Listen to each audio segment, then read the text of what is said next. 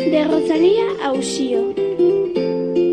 No ano 1963 celebrouse por vez primeira o Día das Letras Galegas. Adicouse a Rosalía de Castro.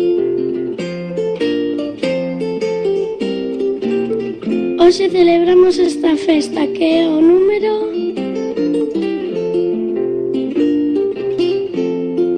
48.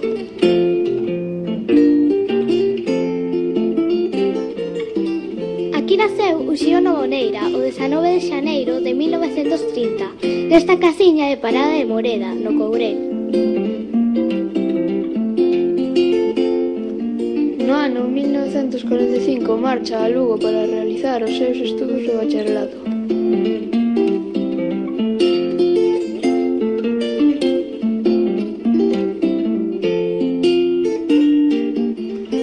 No ano 1949 trasládase a Madrid, onde se matricula na Facultade de Filosofía e Letras.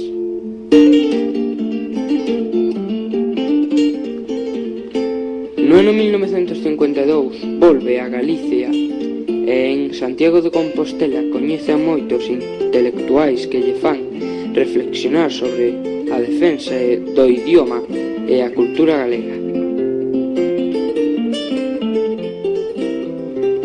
E empeza a escribir definitivamente en galego.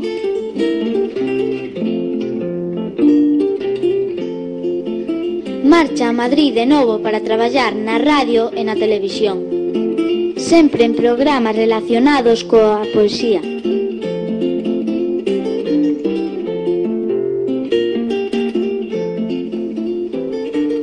En 1966 regresa ao Courel e xa nunca máis marcha de Galiza. Casou con Elba Rei en 1973 e tiveron 3 fillos, Branca Petra, Uxío e Arturo.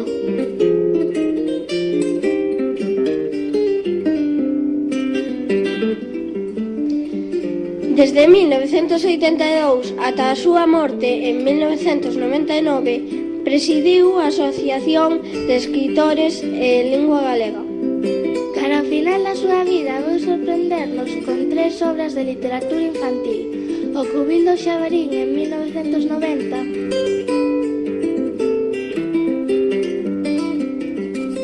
Gorgorín e Cabezón no ano 1992 e Hilda, o Lobo, o Corzo e o Xabarín en 1997.